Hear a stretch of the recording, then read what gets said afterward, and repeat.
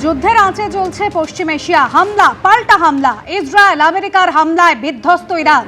মৃতের সংখ্যা ইতিমধ্যে ইরানে 787, আহত বহু। হাসপাতাল থেকে স্কুল, বিমানবন্দর, ইরানের লাগাতার হামলা।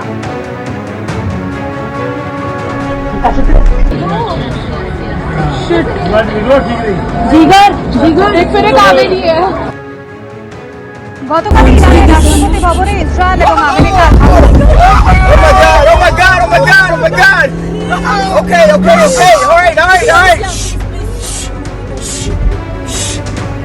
ইরানের রাষ্ট্রপতি ভবনে গতকাল ইসরায়েল এবং আমেরিকা হামলা চালিয়েছে। ইরানের supreme national security council building এ এয়ার স্ট্রাইক।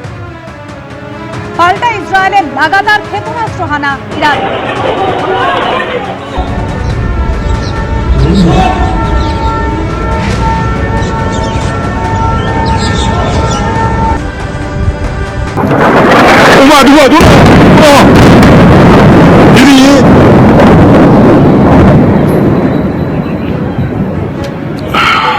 সংযুক্ত আরব আমিরশাহী তেল শোধনাগারে ইরানি ক্ষেপণাস্ত্র।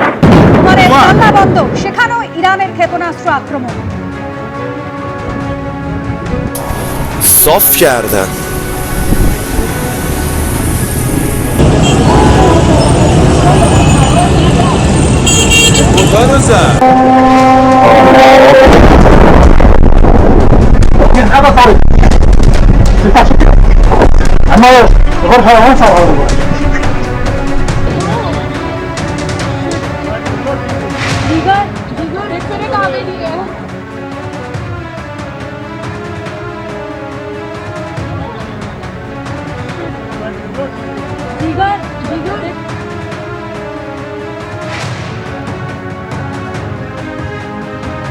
দোহার প্রাইভেট বিচে শুনশান অবস্থা। মানুষের মধ্যে তৈরি হয়েছে ভয়ের বাতাবরণ। রাজনৈতিক পরিস্থিতি ভেঙে পড়েছে। সেখানকার ছবি তুলে ধরেছেন ফিটনেস ট্রেনার চিন্ময় রায়। দোহার সময় অনুযায়ী এটা হচ্ছে সকাল, এখন হচ্ছে সকাল 11টা, এবং আমার পেছনে যেটা দেখতে পাচ্ছেন সেটা হচ্ছে একটা প্রাইভেট বিচ। যদিও এই সমস্ত বড় বড় বিল্ডিংয়ের, কিন্তু সে প্রাইভেট বিচে আমি অন্যদিন এখানে যখন জগিং করতে এসেছি তখন কিন্তু দেখেছি এখানে বিদেশিরা এবং কিছু ভারতীয় ফ্যামিলি এখানে এক্সারসাইজ করছেন, কিন্তু একেবারে শূন্য, পুরো খালি।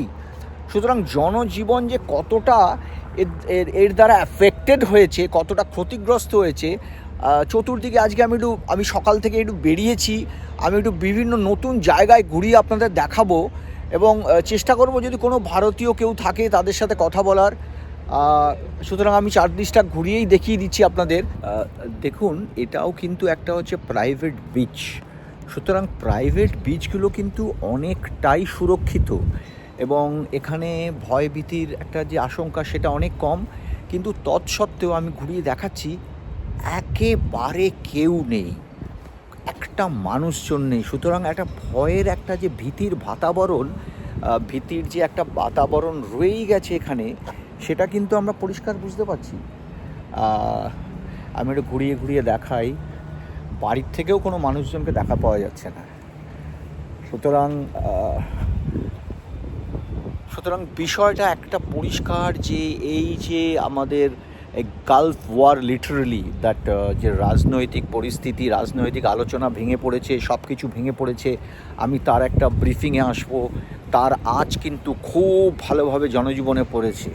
এবিপি আনন্দ, এগিয়ে থাকে, এগিয়ে রাখে।